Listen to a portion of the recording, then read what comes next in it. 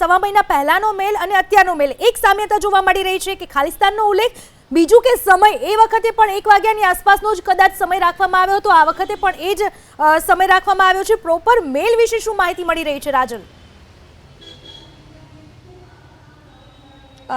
પૂનમ, જે પહેલી વખત જ્યારે મેલ આવ્યો હતો એ 17 ડિસેમ્બરનો જે મેલ આવ્યો હતો એમાં પણ ખાલિસ્તાનીનો ઉલ્લેખ કરવામાં આવ્યો હતો।